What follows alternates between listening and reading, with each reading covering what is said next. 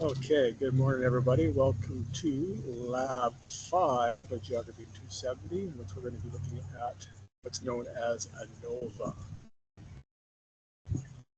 So there's a little bit of overview of what we're going to be doing in today's lab. Again, we're going to be using the JASP program to do all of our analysis in ANOVA. And we're going to be using JASP to do basically two things with ANOVA. We're going to be doing two types of ANOVA. One going to be called a one-way ANOVA, and then the second type is going to be a one-way repeated measures ANOVA. So again, we're going to be doing the regular things in JASP. We're going to be importing our CSV files. We're looking at a couple of different data files to do with snow depth in BC, stating a null hypothesis.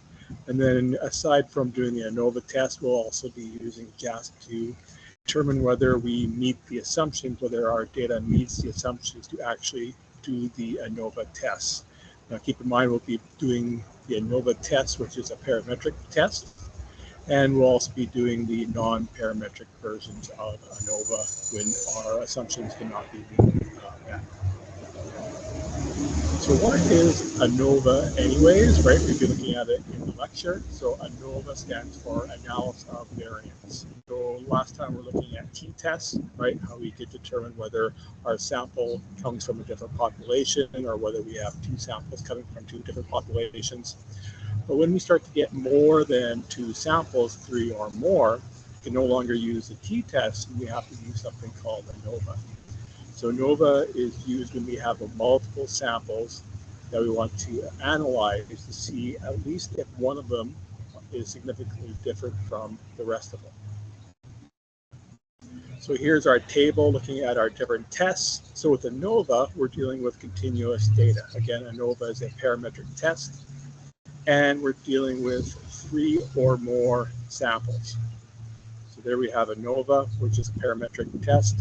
And if our data does not meet the assumptions of our parametric test for ANOVA, we can go with a similar non-parametric version called Kruskal-Wallis analysis of variance test, which we'll be doing in this lab. Okay, so what are the assumptions of ANOVA? Well, there's four basic assumptions, right? The first one's normality, and we'll be doing a normality test in the lab, looking at histograms, frequency distributions, doing the Shapiro-Wilk test. Homogeneity of variances, right? We'll be doing another test to see if whether our variances are the same or sufficiently similar between our samples. Independence, meaning that the data collected for each sample is independent of one another, right? There's no overlap in terms of the data between the different groups that we're analyzing. And related to that is random sampling, right? Where there are groups that have been randomly sampled and of one another. So that's always keep in mind that there are other videos that can help you out with ANOVA in the lab itself. All right, so let's start. There's two main parts to this lab. So the first thing we're going to be looking at, and the variable we're going to be looking at, is snow depth. Again, this is data that was collected down in southern BC. So we're going to be doing an analysis test on snow depth, right? So keep in mind, as I highlighted right there, that ANOVA, it really only tells you whether there is at least one group that differs from the other group. It doesn't tell you which of those samples is the one that varies or differs from the rest of them. To do that, we have to do another test called a post hoc test. In this case, the post hoc test we're going to use is called the Tukey HSD test. So we're also going to be doing that in this lab. So the data file, CSV file we're going to be using for this part of the lab is called Mason Snow, in which we have snow depth data, so that's a variable snow depth, at 4 different sites. And these 4 different sites differ based on how much forest cover they have, right?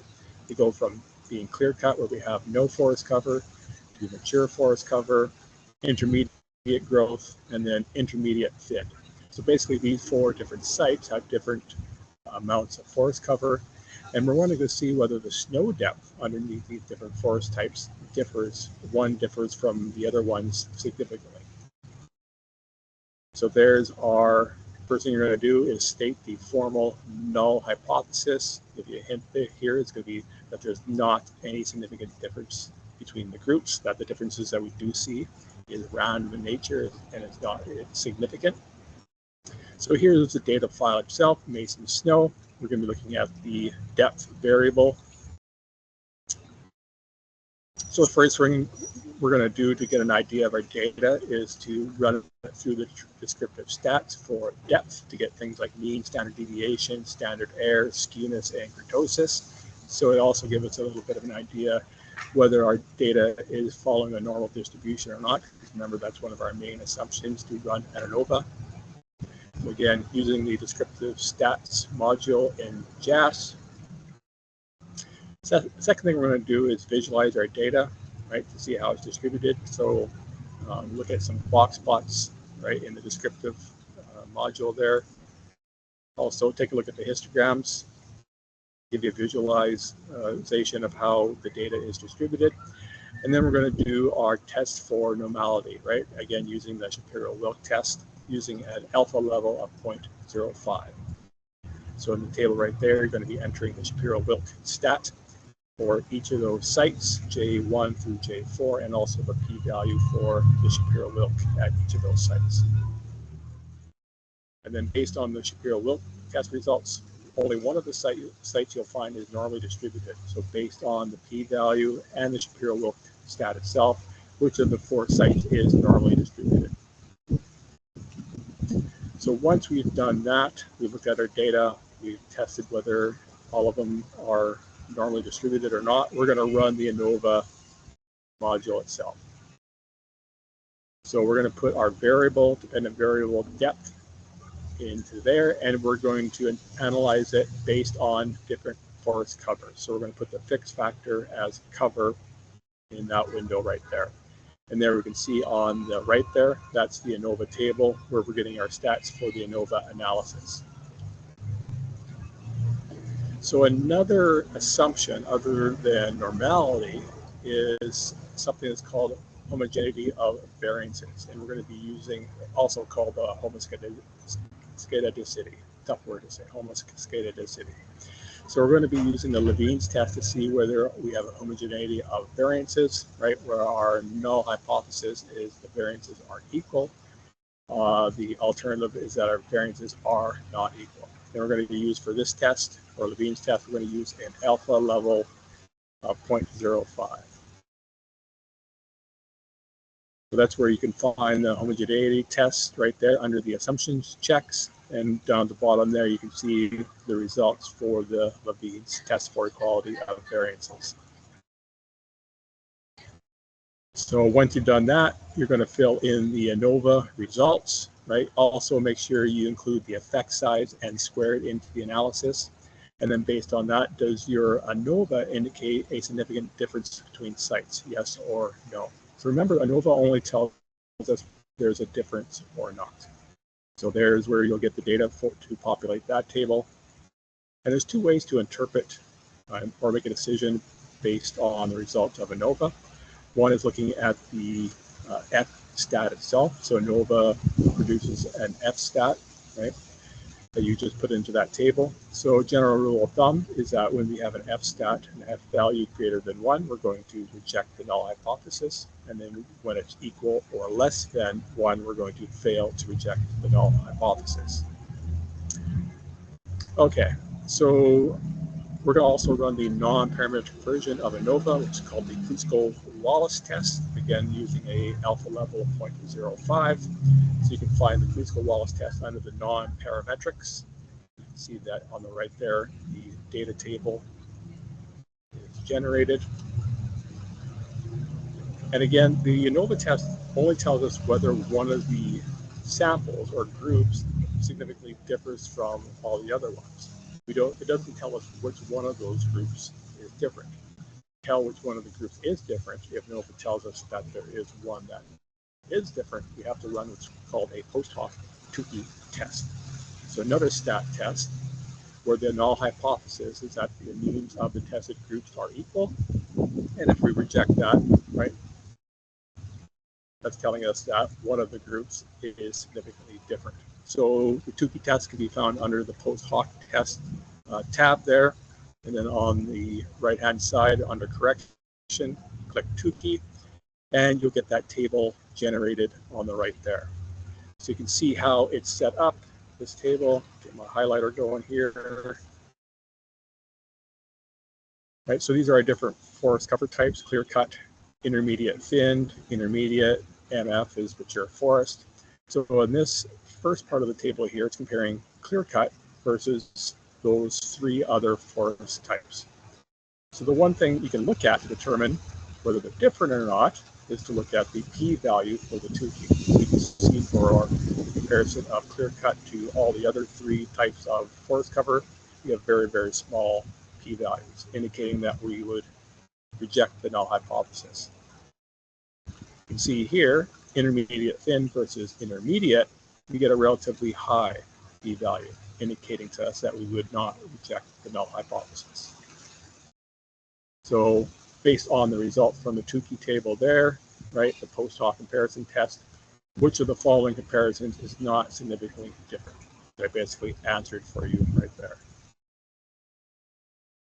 And then once you're done the ANOVA in part 1 or question 1, you're going to upload the JAS file in the Dropbox at the bottom. Okay, so on to part 2. We're going to be using an ANOVA to do what's called a repeated measures ANOVA.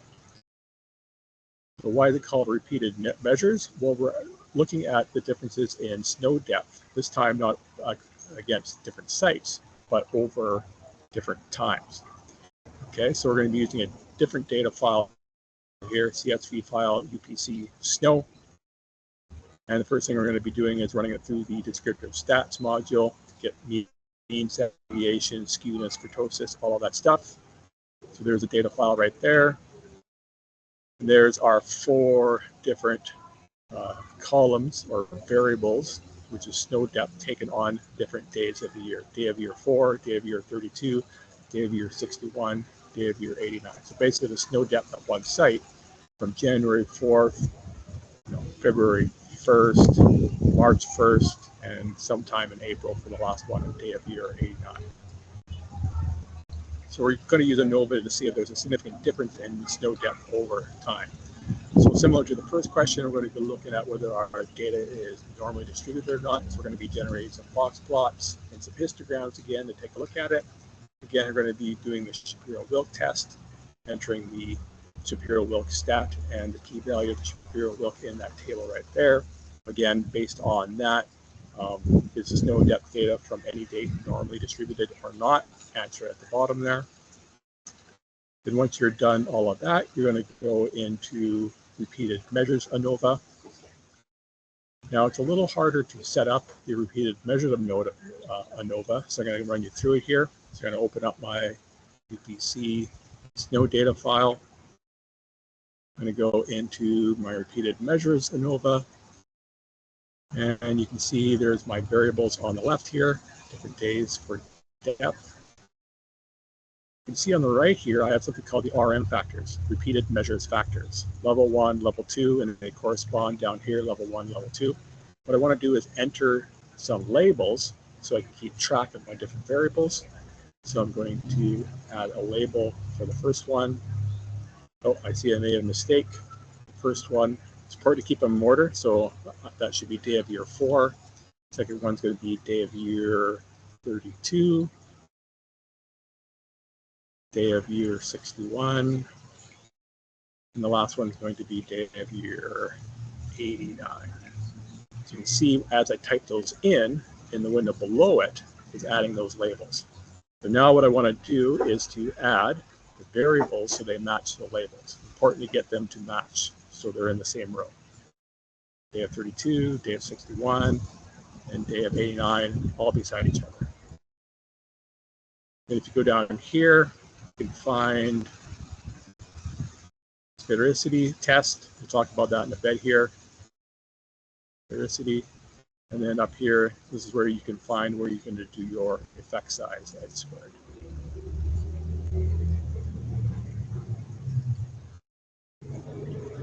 Okay, so sphericity, what is this test? Well, it's kind of again like an assumption whether the variances within our 4 different variables are equal or not. Okay, so the null hypothesis in the sphericity test is that the variances are equal. If you reject that, we're saying the variances are not equal. Again, use an alpha value of 0.05. You can find the sphericity test as I just showed you underneath the assumption checks.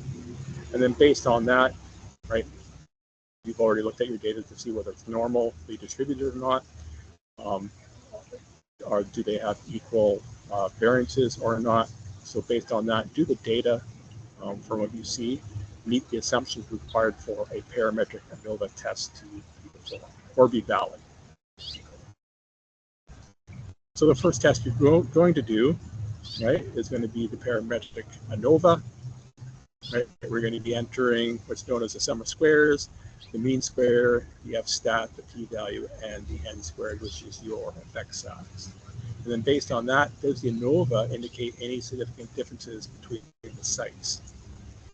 You're also going to be doing the non-parametric ANOVA, called, in this case, for a repeated measures test, called the Friedman test. And you're going to be recording the values to 3 decimal places in that table below. Right? So based on that, does the non-parametric test indicate any significant differences between the sites?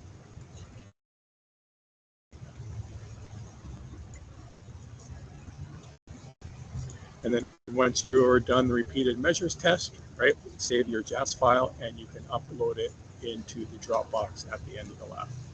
And you are done. So first, go ahead, as always, and email me any questions that you might have. All right, talk to you guys later.